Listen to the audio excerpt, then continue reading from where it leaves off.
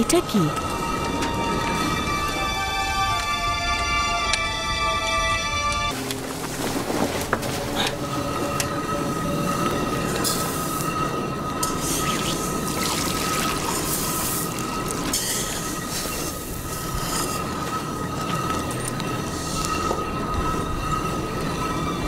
¿Qué es esto?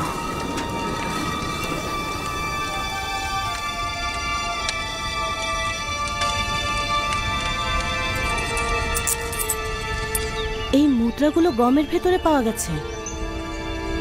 পরিমাণ তো একেবারে কম নয়।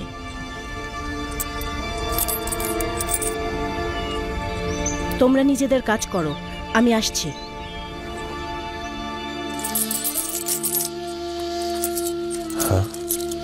এগুলো কোথা থেকে আনলে? গমের বস্তার ভেতরে পেয়েছি।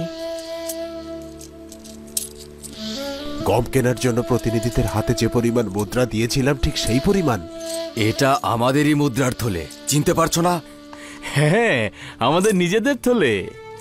তার মানে আজিজে মিশর আমাদেরকে বিনামূল্যে গম দিয়েছেন? আমি ভাবছি ভুল করে দিয়ে দিল না তো। ইচ্ছাকৃতভাবে করা হয়েছে, এতে কোনো সন্দেহ নেই। এটা এক ধরনের পরীক্ষা হতে পারে। সম্ভবত আজিজে মিশর দেখতে চাইছে যে এই আমানত আমরা ভোগ করব নাকি ফেরত দেব। এমন তো হয়নি আনন্দের আতিশয্যে তোমরা মুদ্রা দিতে ভুলে গেছো? আব্বাজান, আপনি আমাদের হারাম খাওয়ার শিক্ষা দেননি। আপনাকে নিশ্চয়তা দিচ্ছি, এমন কিছু আমরা করিনি। আমরা মুদ্রাগুলোর বিষয়ে কিছুই জানতাম না। আসলে এর মাধ্যমে আজিজে মিশর তোমাদেরকে পুনরায় মিশরে যেতে উৎসাহিত করেছেন। কিন্তু কেন? হ্যাঁ, তাই তো। আজিজে মিশর কেন আবার তাদেরকে মিশরে নিতে আগ্রহী?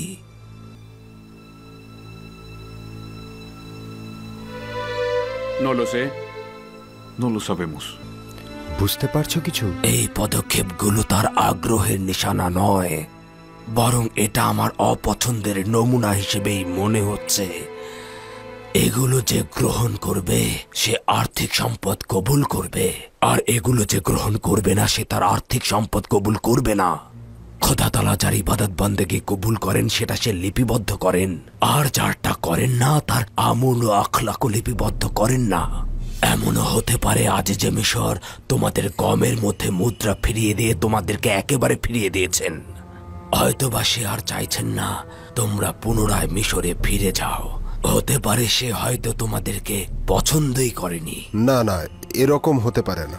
না, আমরা পিড়াপিড়ি না করলে এত তাড়াতাড়ি না আমাদেরকে মেহমানদারি থেকে বিদায়ও দিতেন না। হ্যাঁ, ঠিক কথা। যদি মুদ্রাগুলো গ্রহণ না করার অর্থ আমাদেরকে গ্রহণ না করা হয়, তবে কেন এত মোহাব্বত ও মেহমানদারি করা হলো?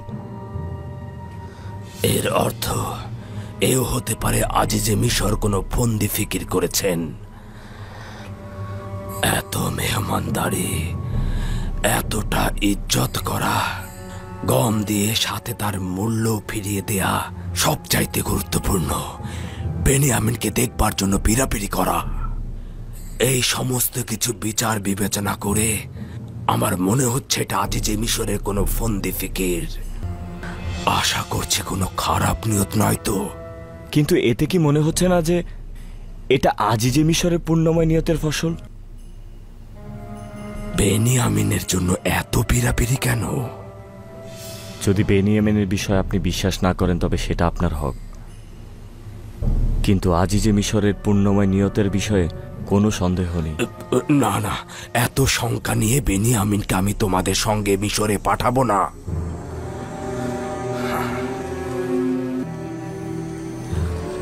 Tienes razón. কেন বেনিয়ামিনকে তাদের সঙ্গে পাঠাচ্ছেন না? এই কারণে যে তারা ইউসুফের সঙ্গে যে গুনাহ করেছে তার জন্য অনুতপ্ত নয়, কেউ যদি অনুশোচনাগ্রস্ত না হয় তাহলে কি করে বুঝবো যে সে পূর্বের ভুল আবার করবে না? যদি গম শেষ হয়ে যায় তবে কি হবে? তখন আমরা কি করব আব্বাজান?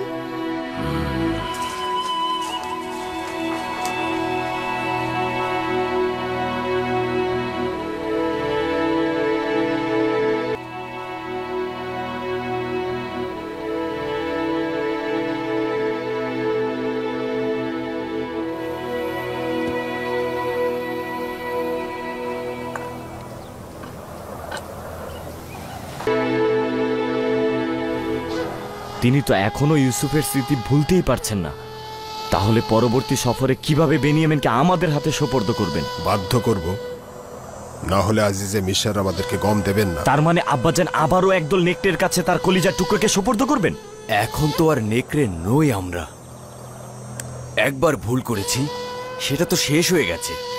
এখন বেনিয়ামিনের ব্যাপারে কোনো খারাপ উদ্দেশ্য আছে আমাদের? কোথা থেকে বুঝবে সে? আমরা কি তওবা করেছি? আমরা কি অনুশোচনা করেছি? নাকি আমরা তার কাছে সত্য বলে ক্ষমা ভিক্ষা করেছি? বৃদ্ধ মানুষটি কতবার অনুরোধ করেছিল যে হাকিকত বলো, নিজেদের গুনাহ থেকে তওবা করো, কিন্তু আমরা কি করেছি? আমরা কি করেছি? 40 বছরের অধিক সময় আব্বাজান এখনো ইউসুফের যন্ত্রণায় ভুগছে, আর আমরা এখনো ক্ষমা চাইছি না। যদি আমাদের মধ্যে কেউ একজন হাকিকত বলতো তাও তো হতো, এই বিচ্ছেদ ব্যথার সমাপ্তি হতো।